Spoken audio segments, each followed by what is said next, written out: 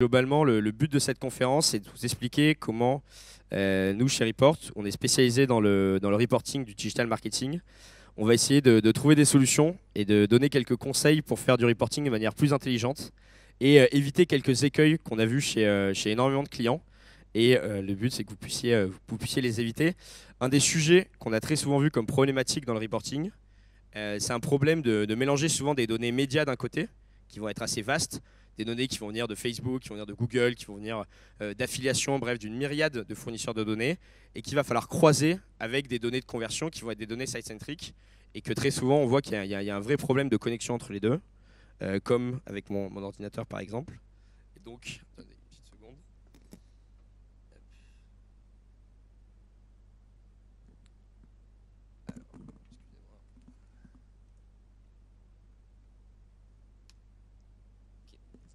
Excusez-moi.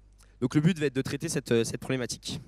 En ce qui me concerne, donc moi je m'appelle Grégoire Guiraudin, je m'occupe du Customer Success de Report. Donc on est une équipe de 10 personnes et on va former nos clients à utiliser l'outil et à délivrer des projets de reporting avec eux quand c'est des projets de plus grande échelle, notamment généralement donc, sur des projets de réconciliation d'énormément de sources médias et de les concilier, les joindre avec des sources site-centric également. Je vais juste vous en dire un tout petit peu, quelques mots sur Report pour expliquer en tout cas, je l'espère, notre légitimité à parler de ce sujet. Report, c'est un SaaS dont le but est d'automatiser le reporting digital depuis la collecte de la donnée, par sa préparation, la visualisation et la construction de dashboard et le partage de cette information. Et donc, on va se définir comme des concurrents d'un Data Studio, d'un Tableau ou d'un Qlik, mais avec quelques fonctionnalités qui sont clés. Un, c'est l'autonomie des équipes digital marketing. On pense que les personnes qui vont utiliser les dashboards doivent être en mesure de les fabriquer. Donc c'est pour ça qu'on va avoir un outil relativement simple d'utilisation, mais suffisamment puissant et complet par rapport à un Data Studio, par exemple. Aujourd'hui, on travaille essentiellement, on a une trentaine de clients, essentiellement des grosses entreprises françaises, AXA, Carrefour, Total, Orange, Club Med. On va travailler sur différents sujets du digital marketing, mais un de ceux sur lesquels on apporte le plus de valeur, généralement, va être la réconciliation de ces données médias avec des données site-centric.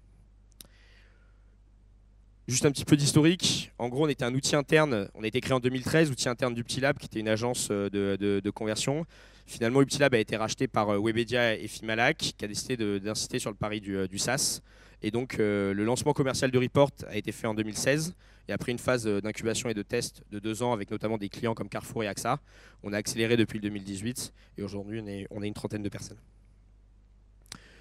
La problématique qu'on voit déjà globalement sur le constat sur pourquoi ces projets de reporting digital media sont selon nous des échecs, c'est qu'il y a une myriade d'interlocuteurs et que pour avoir une vision consolidée de la performance, on va déjà avoir plein de data providers sur la gauche de votre écran, qu'on va tâcher de collecter avec différents outils, parfois en connexion API direct, parfois avec un funnel, plus un Fivestrine, plus un Stitch, mais ça ne va pas forcément couvrir l'ensemble de la chaîne de valeur. Après, on va essayer de le stocker dans un environnement, parfois Google, parfois Azure, parfois Snowflake, ça dépend des infrastructures.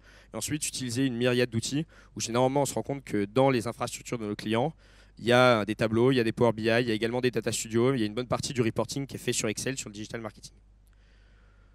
Notre parti pris, c'est d'essayer du coup de fournir une réponse qui est complète par rapport à ça, avec un bloc Report DataVis qui va être un outil de visualisation simple mais puissant, et un outil d'ETL qui va être Report Data Prep, et que vous n'ayez qu'une seule infrastructure pour gérer toute cette chaîne de reporting.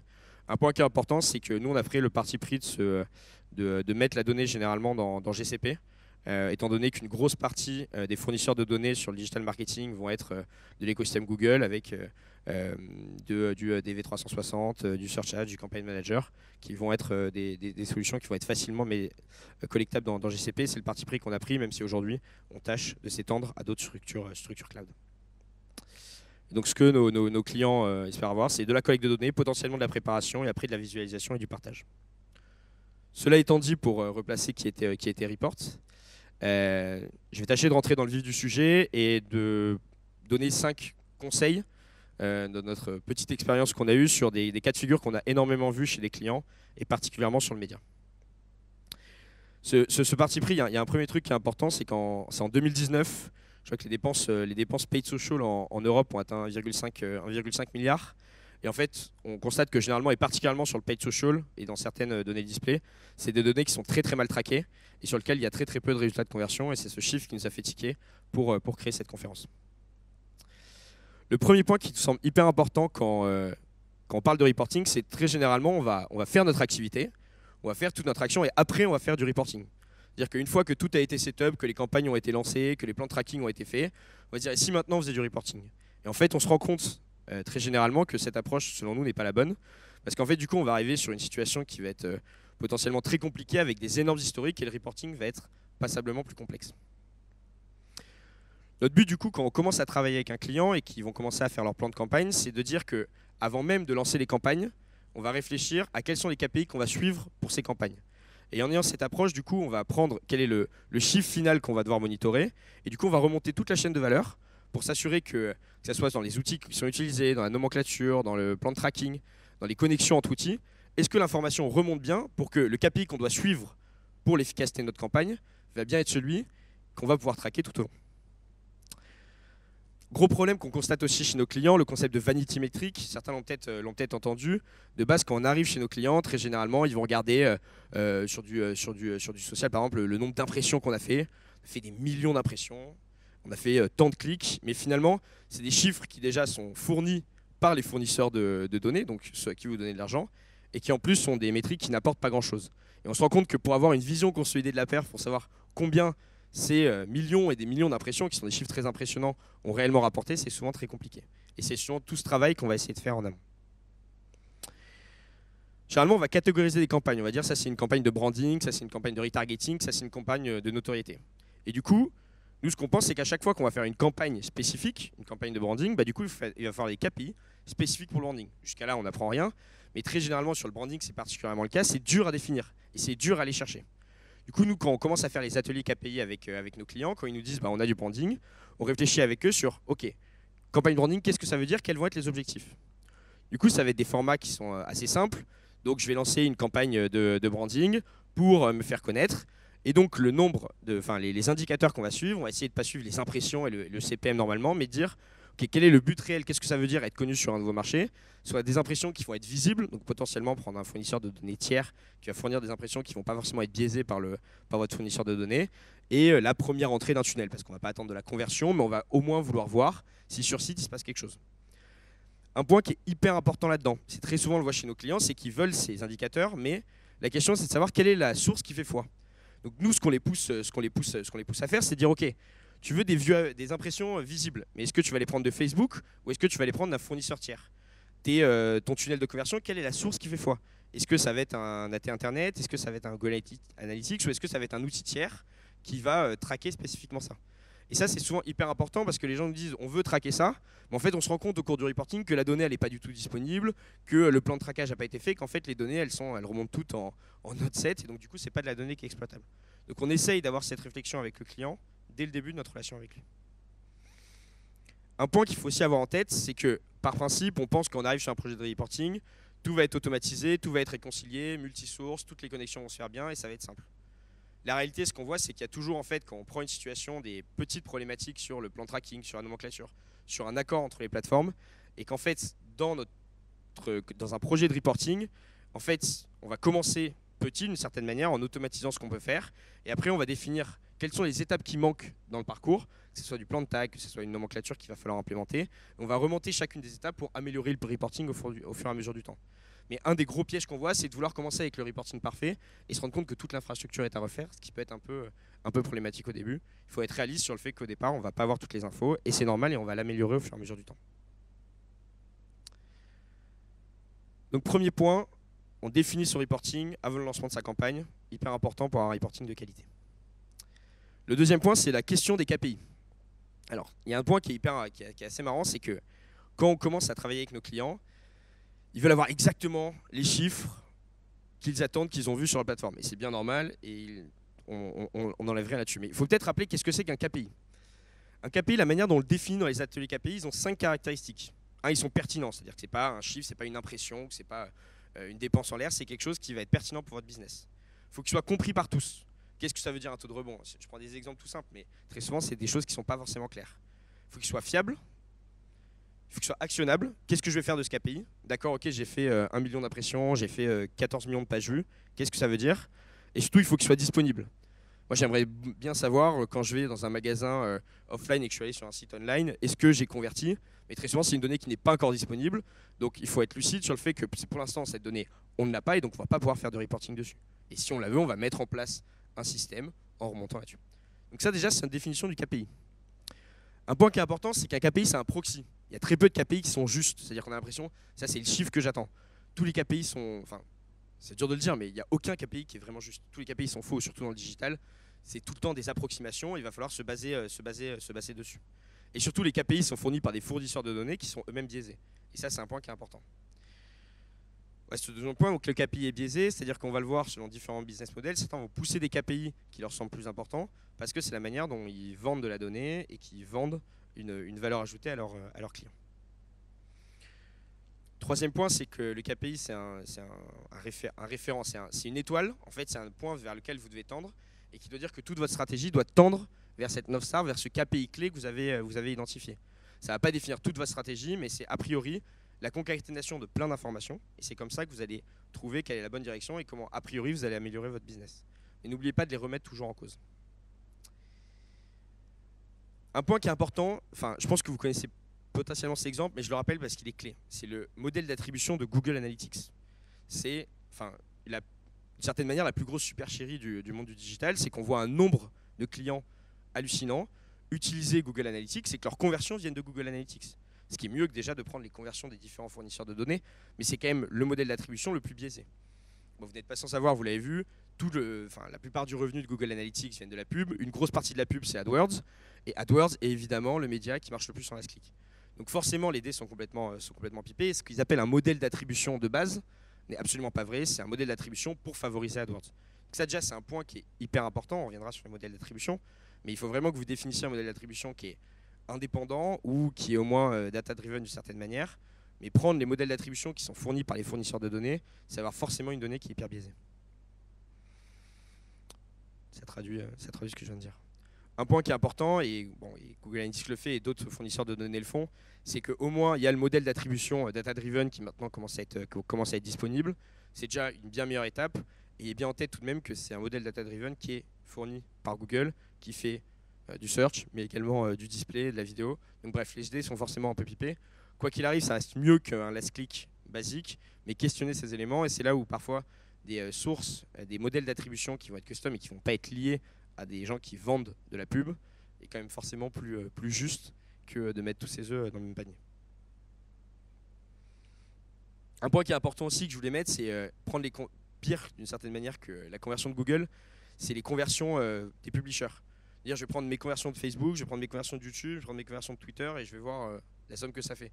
Le problème, c'est que si en 20 jours, vous allez voir une pub Facebook, deux pubs Twitter, une vidéo YouTube et que vous allez cliquer sur AdWords, votre somme de conversion totale va forcément être largement supérieure au nombre d'éléments que vous avez vraiment vendus. Donc évidemment, ça c'est, je pense, un autre cas de figure qui est un peu biaisé. Prendre les conversions des sites, c'est intéressant, mais il vaut mieux avoir un organe indépendant qui va vous permettre de vraiment attribuer, parce que le cas échéant, c'est une information qui est quand même très faible et qui est surtout pas du tout en accord avec votre business. Autre point, je continue parce que j'aime bien cet exemple de montrer que ces KPI sont biaisés. Qu'est-ce que c'est qu'une vidéo vue? Une vidéo vue, le nombre de vidéos vues, chez YouTube, c'est 30 secondes. Chez Oath, ça va être 10 secondes. Et chez Facebook, ça va être 3 secondes. C'est marrant parce que Facebook, ils vous vendent quand même pas mal d'impressions et de vidéos vues. Donc ça va être directement lié. Il faut savoir que quand vous comparez le nombre de vidéos vues d'un YouTube et d'un Facebook, l'information va être complètement pipée également parce qu'ils ne sont pas la même définition. Et ça, c'est quelque chose qui est souvent peu su, peu compris et qui montre le besoin d'avoir des interlocuteurs tierces pour récupérer ces données. Idem sur les impressions. Qu'est-ce que c'est qu'une impression? Là, pour le coup, c'est un travail qu'on avait fait avec AXA, de vérification, pareil sur les vidéos vues, de comparer les sources. On avait utilisé IAS, organisme tierce de vérification des données. On se rendait compte que sur le nombre d'impressions qui étaient données par les différents providers de données et le nombre d'impressions réelles, visibles, données par IAS, parfois les taux étaient absolument délirants.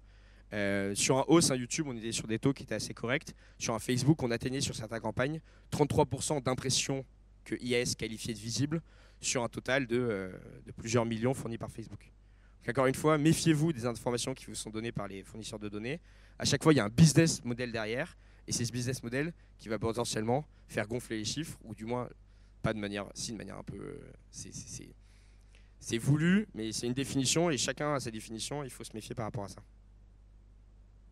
Et c'est un point là-dessus sur une personne d'Adidas qui avait dit que là-dessus, à force d'avoir suivi trop les conversions et les chiffres donnés par les différents fournisseurs de données digitaux, ils étaient arrivés à investir beaucoup trop dans le digital par rapport à l'investissement réel. Et quand ils avaient vu la vraie différence entre les résultats réels et les résultats donnés par le digital, ils avaient remis pas mal en cause leur stratégie d'investissement média en remettant du offline par exemple. Donc deuxième point, questionnez les KPI que vous avez et prenez des interlocuteurs parfois indépendants qui ne sont pas biaisés par les résultats qu'ils donnent.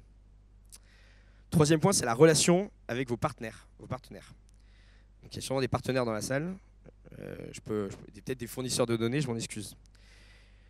Il y a énormément de données qui sont présentes aujourd'hui et on pense que tout va être facile et tout va être simple à utiliser. En réalité, on a beaucoup trop de données et souvent on est noyé sous des tonnes et des tonnes de fournisseurs de données. On a du mal à trouver la bonne.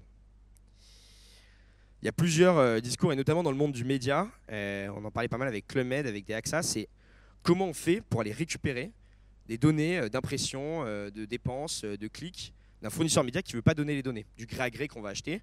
Bah, parfois, ils disaient oui, on a du mal à récupérer les données, ils font de la résistance, nos agences nous bloquent, on n'arrive pas à récupérer ces données. Avec des discours, non, l'information que vous demandez, elle n'est pas disponible. Autre point, nous, on fonctionne beaucoup par export CSV automatique. Donc il faut juste planifier un export CSV, on le récupère, on le met dans une base BigQuery, on va l'exploiter. Souvent les CSV n'étaient pas disponibles. Et la grande réponse, c'est que les données sont uniquement disponibles par SFTP, qui sont des espèces de puits sans fond avec des milliards de dossiers absolument inaccessibles et inautomatisables. Ça là-dessus, les discours qu'il y a eu, et j'ai beaucoup appris moi-même via AXA, qui a été hyper dur là-dessus. C'est-à-dire que à partir du moment où la donnée n'était pas disponible, où le fournisseur de données ne donne pas les indicateurs dont j'ai besoin pour suivre ma performance, je vais arrêter d'investir chez toi. Et ce, de manière assez, pas violente d'une certaine manière, mais il y avait un vrai conflit d'intérêts que si tu ne me donnes pas l'information, tu as beau me dire que tes résultats sont bons, je ne peux pas vraiment te croire. Et donc, on en arrivait sur un rapport de force, de renégociation des contrats, dans lequel l'accès à la donnée et un accès à la donnée facile est une des raisons qui va me faire que je vais investir chez vous ou non. Ça, c'est un point qu'on a beaucoup exploré et qu'on n'hésite pas à pousser nos clients à le faire aujourd'hui. Un point qui est crucial aussi, c'est les naming conventions. Les naming conventions, vous le savez, c'est comment vous allez mettre vos noms de campagne et vos noms de ad set et de ad name. Très souvent, c'est hyper éclaté, il n'y a pas les mêmes. C'est le principal garant pour ne pas avoir un reporting de qualité. En gros, ce qui va être intéressant dans le reporting, c'est bien évidemment de pouvoir regarder par pays, par marque, par format, par audience. Et ça, c'est ce que vous allez mettre dans vos placement names, dans vos noms de campagne, etc. Et c'est comme ça que vous allez le faire remonter dans Google Analytics ou dans n'importe quel autre fournisseur de données. Si vous n'avez pas une nomenclature propre, si votre nomenclature elle change tout le temps, votre reporting sera méthodiquement plein d'erreurs et vous ne pourrez pas l'optimiser au niveau d'information que vous avez mis dans votre nomenclature. Je prends un exemple. Donc ça, c'était avec AXA au début. Donc on devait trier par pays. Relativement simple de base. C'était -EN- c'est Angleterre, -ES- égale Espagne. Enfin bref, quelque chose de très simple. Le problème, c'est que la nomenclature n'était pas du tout respectée au début. Et du coup, on arrivait à des règles absolument délirantes pour traiter tous les cas de figure sur lesquels il y avait un pays. En fait, on s'est rendu compte qu'assez vite, quand il n'y avait que ID pour Indonésie, par exemple, ça matchait avec vidéo. Enfin bref, le fait de ne pas avoir une nomenclature propre, en fait, comment vous voulez que ça marche, c'est que vous ayez un reporting fiable. Donc il vaut mieux, et souvent les gens nous disent « Ouais, mais là, on a changé la nomenclature, il faut adapter les règles. » Et nous, si le client va absolument adapter les règles, on va adapter les règles, mais on a plus tendance à dire « Moi, je pense qu'on devrait faire des règles qui suivent la nouvelle nomenclature. » Et en fait, on fait des dashboards uniquement sur le suivi de la nomenclature. On vous dit chaque semaine, ça, c'est tous les pays, tous les fournisseurs qui n'ont pas respecté les règles. Et donc ça veut dire que cette donnée, elle n'est pas exploitable dans les rapports. Et en fait, très rapidement, on voit une augmentation de l'adoption de la nomenclature avec des rapports qui sont propres et qui sont fiables dans le temps. Et je pense que c'est un peu ce paradigme qu'il faut renverser, où au lieu de s'adapter à la nomenclature, c'est les fournisseurs de données qui doivent s'y adapter pour que la donnée soit propre et facilement exploitable, parce que sinon vous retravaillez votre reporting en permanence. Et le but du reporting, c'est qu'il soit automatiquement délivré pour se concentrer sur l'analyse. Bon, quelques phrases un peu impactantes, mais cette laziness, ça coûte de l'argent. C'est-à-dire que vous ne pouvez pas optimiser autant vos campagnes que vous voudrez, donc vous perdez de l'argent en n'étant pas dur sur cette application de la nomenclature. Trouver une nomenclature qui est exhaustive tenez-vous-y. Et parfois, il va peut-être avoir du passé qui va être pas bon, mais il faut vraiment rester sur une nomenclature qui est fiable dans le temps. C'est vraiment important pour un reporting de qualité. Et surtout, pas de compromis avec vos fournisseurs de données. Vous dépensez de l'argent chez eux, ils vous sont redevables de vous fournir cette information. Quatrième point, donc troisième point, relation avec les partenaires. Quatrième point, les API et les CSV. Aujourd'hui, quand on arrive chez un client, c'est toujours, de toute façon, c'est simple, on va tout connecter via API et on va avoir toute la donnée et ça va être ultra pratique. Et en 2 semaines, le sujet il est plié. En fait, ce qui se passe quand même pas mal, c'est que parfois l'API suffit, mais très souvent, en fait, on est obligé de passer l'API, de stocker les données de l'API pour la retravailler, la repréparer et d'avoir un setup qui est beaucoup plus complexe parce qu'en fait, l'API ne fournit pas une information de données qui est suffisante pour l'exploiter en stream comme ça sans stockage de données. Les avantages des API, parce que nous, de base, comme un data studio, on va pouvoir se plugger par API, vous allez pouvoir directement faire vos rapports. C'est hyper plug and play.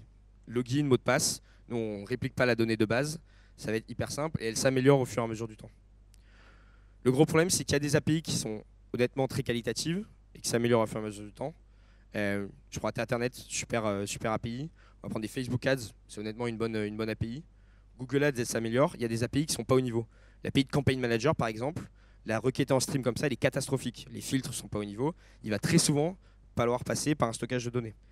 Adobe Analytics, par exemple, le niveau d'information est très puissant, mais elle est assez lente à répondre. Donc, si vous voulez avoir quelque chose d'efficace, il vaut mieux stocker la donnée. Et parfois, quand on va faire de la réconciliation de données à très grande échelle, il vaut mieux avoir un potentiel total. Il vaut mieux la mettre dans une source SQL, dans une source BigQuery. Et dans BigQuery, avec des requêtes SQL, vous allez avoir une maniabilité totale de la donnée qui va être plus simple. Très généralement, comment on fonctionne avec nos clients? On commence avec les API. Directement, on gagne du temps. Vous avez de la donnée Analytics, d'un Adobe, d'un AT ou d'un GA. Vous avez quelques données médias. On va déjà automatiser ce travail-là.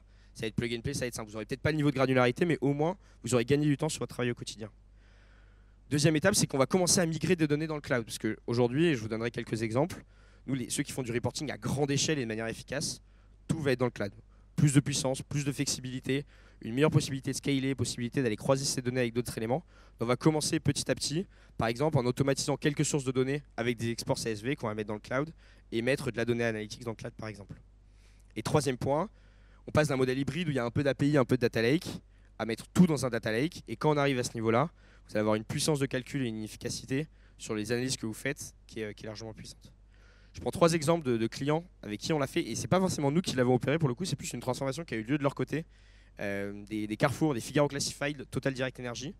3 de nos clients qui sont assez matures sur le sujet ont vraiment commencé par des API et maintenant ils ont tout mis dans BigQuery en l'occurrence, dans leur cas de figure, et ils ont commencé à recroiser avec d'autres données, ça leur donne un potentiel qui est plus important. Donc l'API c'est bien au début notamment, mais ce n'est pas la solution. Et après, bon, on parle nous de CSV parce qu'on automatise beaucoup de données par CSV, parce que parfois construire l'API ça ne vaut pas le coup. Mais globalement, c'est plus une approche de stockage de la donnée dans un environnement cloud qui vous est propre et qui va être puissant, qui va vous permettre de passer sur une étape supérieure en termes de reporting. Dernier conseil, automatisation. On part du principe, le gros point de souffrance sur le reporting, c'est qu'on fait toujours la même chose et que ça ne sert à rien. Et donc du coup, c'est chronophage, c'est aliénant, c'est bourré d'erreurs. Il faut commencer, dès que vous allez construire un truc que vous faites toutes les semaines, que vous faites tous les jours, que vous faites tous les mois, essayez de trouver des manières de l'automatiser. Il y a des manières hyper simples avec des outils parfois gratuits ou assez peu chers, il y a des méthodes plus compliquées. Mais automatiser le travail que vous faites, vous allez gagner un temps fou et c'est là où vous allez pouvoir commencer à donner plus de précision dans votre reporting. Je vous dis juste la manière dont nous, on traite les différents points chez Report. Il y en a plein d'autres, mais c'est plus une philosophie. On va essayer d'automatiser la collecte. La collecte des données, c'est souvent hyper embêtant. Et on va aller dans plein de back-office pour aller chercher cette donnée. Il faut trouver un moyen d'automatiser cette donnée en permanence. Nous, la manière dont on traite ce point, comme je vous l'ai dit, on a 3 types de connecteurs. Le premier, c'est le connecteur streaming connector, le connecteur API direct, où là, on va pouvoir aller automatiser la collecte de données simplement. Le deuxième point, c'est le storage connector. C'est des connecteurs où le connecteur API n'est pas assez bon. Par exemple, un DV360, aussi étonnant que ça puisse paraître, c'est très compliqué d'aller chercher en stream directement sans stockage. Donc là, on va stocker de la donnée. Et après, il y a ce qu'on appelle le Automated File Processing, export CSV et export Excel, qu'on va automatiser dans le cloud. Quoi qu'il arrive, c'est une bonne méthode d'avancer là-dessus. Et je prends un exemple, par exemple, des réseaux sociaux. Les réseaux sociaux, on vient souvent me dire « Ouais, moi je fais de l'organique, j'ai besoin de connecter mes données Facebook, Twitter, c'est compliqué, comment faut faire ?» Je dis « Aujourd'hui, c'est impossible d'automatiser en passant par les API organiques. vous devez passer par une solution de social listening comme un Radarly, comme un Outsuite, comme un Digimind, comme un Social Baker. C'est devenu un vrai métier. Si vous voulez automatiser cette partie qui est ultra chronophage, et en fait, si vous voulez avoir un reporting un jour sur les réseaux sociaux, il faut passer par une solution comme ça. Il faut automatiser la collecte, sinon vous ne pourrez jamais passer à la deuxième étape qui va être l'analyse et la diffusion de ces données. Sur la préparation de données, deuxième point. Une des solutions qu'on a trouvées, c'est évidemment, on va faire des requêtes SQL si nécessaire. On a aussi développé quelque chose dans l'outil, dans Report, qui permet en fait, si on a un nom de campagne avec 5 éléments, en fait, on pourra pouvoir faire des calculated dimensions qui vont aller splitter automatiquement entre chaque tiré, par exemple, pour créer des sous-campagnes. Ce que ça permet de faire, c'est par exemple, si on a sur Facebook et AdWords le nom du pays qui va sortir, on va pouvoir créer une dimension pays nativement de la campagne. Et après, on va se faire ce qu'on appelle un universal field. C'est-à-dire que ce champ qu'on a créé, ce champ calculé qu'on a créé chez Facebook et ce champ calculé qu'on a créé chez AdWords et ce champ calculé qu'on a créé chez Internet, d'une certaine manière, c'est le même élément et on va pouvoir comparer les données facilement. Ça, c'est une bonne manière de faire. Ça nécessite une nomenclature qui est fiable. Mais globalement, ce découpage, on va l'automatiser pour ne pas perdre du temps. Et si vous rajoutez un nouveau pays, ça se fera automatiquement. Troisième point sur la construction des rapports. Un point qui est hyper important pour nous, c'est les templates. En gros, on part du principe que si on fait un rapport et qu'on a besoin de le réutiliser en permanence, il ne faut pas partir de zéro à chaque fois. On voit très souvent que les rapports sont complexes. C'est un exemple qu'on a souvent présenté, mais on a Facebook Ads, par exemple, on a un rapport de 60 slides. On va avoir du Facebook Ads, mais aussi en haut, à gauche, à droite. On va avoir de la donnée analytics, on va avoir de la donnée avec toutes les données médias. Bref, ça devient assez compliqué. Et si on veut faire ce rapport pour 2 ou 3 pays différents, ça va être complexe. La manière dont nous, on a répondu à ça chez Report, c'est qu'en fait, on a créé une fonctionnalité de template qui vous permet en fait de screener tout ce qu'il y a dans le rapport, toutes les sources, tous les filtres, toutes les métriques, toutes les dimensions et de pouvoir tout variabiliser. Une fois que vous savez ça, on a une espèce d'interface comme ça qui permet par exemple de switcher la source analytique, de switcher le compte Content Square, de variabiliser le type de campagne que c'est, de passer d'un rapport mensuel à un rapport hebdomadaire. En fait, on va créer le rapport et ce sera exactement le même avec tous les champs. C'est hyper important quand vous faites du reporting, quand vous avez beaucoup de marques, beaucoup de campagnes, beaucoup de produits, de créer des assets de reporting que vous allez pouvoir scaler auprès de tout le monde. Et ça permet en plus d'avoir une vision de la perf qui est harmonisée auprès de chacun de vos partenaires. Et c'est comme ça que ça va être plus efficace. Et enfin, ça sera le mot de la fin. Sur l'adoption des données, le partage des données, un point qui nous est aussi hyper important, c'est le push par rapport au pool. Le pool, c'est-à-dire on va avoir une licence à un outil et on va aller sur l'outil, il va falloir se connecter tous les jours pour constater la donnée, pour aller analyser la donnée. Donc on part du principe que si on fait ça, on va onboarder une partie de l'audience qui est déjà data-driven d'une certaine manière, mais le reste des collaborateurs qui potentiellement ont besoin d'accéder à cette donnée mais ne le font pas, ils ne vont pas aller vers la donnée. Chez France TV, on a développé un cas de figure qui est hyper intéressant. Il y a Valentin Vivier qui est dans le salon et qui pourra vous en parler. Ils avaient une problématique de diffuser auprès de 1000 collaborateurs de France TV de la donnée de manière efficace et de manière automatique. La manière dont on l'a fait, donc les icônes à gauche ne sont pas forcément les bonnes, on était sur de la donnée uniquement médiamétrie et AT Internet. Il fallait diffuser à grande échelle ces données. Au départ, c'était fait par Excel, ils avaient signé Cognos, ils avaient signé ClickView aussi. Il n'y avait pas eu forcément de succès pour diffuser cette donnée à grande échelle. Donc on envoyait des Excel, ça donnait un trou noir, au mieux ça donnait une bouteille à la mer. Nous, la manière dont on l'a fait, c'est qu'on passe du pull au push, c'est-à-dire envoyer la donnée avec ce broadcast par email, qui est une fonctionnalité que pas mal de solutions ont, mais que nous, on a poussé un petit peu plus. Vous allez pouvoir soit l'envoyer par pièce jointe, soit l'envoyer directement dans le cœur de l'email. Et aujourd'hui, c'est ce qu'on fait auprès de 1000 collaborateurs de France TV. On envoie les rapports de manière journalière, hebdomadaire et mensuelle à 1000 personnes avec exactement le niveau d'information qu'il leur faut. Et ça, c'est quelque chose qui a pas mal révolutionné la manière dont on diffusait la donnée chez France TV. Et en plus, l'avantage, c'est qu'on a créé une plateforme de monitoring pour savoir qui consomme quoi. Donc vous savez quels sont les rapports qui sont utilisés et les rapports qui ne sont pas utilisés. Et ça, c'est une vertu qui est immense. C'est de savoir est-ce que finalement le travail que je fais est utile. Et s'il n'est pas utile, aller voir la personne ou le groupe de personnes pour comprendre ce que je peux changer. Et enfin, dernier point, système d'alerting également. Toujours dans cette dynamique de push. C'est qu'on va mettre des alertes sur absolument l'ensemble des KPI qui sont importants pour que vous n'ayez pas besoin de chercher les données et de pouvoir les consulter directement dans l'application. Voilà donc 5 éléments. Définissez votre reporting avant votre campagne. Questionnez les KPI qu'on vous fournit, notamment s'il y a un business model qui est derrière. Soignez votre relation avec vos partenaires. Et encore une fois, j'ai parlé plutôt des relations dures, mais il y a des relations qui sont excellentes et qui facilitent le travail. Attention au mythe de l'API direct, ça ne marche pas forcément. Et automatisez tout ce que vous pouvez. Si je peux vous donner un dernier conseil bonus, c'est notre philosophie, c'est done is better than perfect. On va pas attendre d'avoir la Rolls-Royce, il vaut mieux commencer petit et commencer à avoir les fruits de son travail plutôt que d'attendre longtemps et finalement de jamais voir le projet arriver.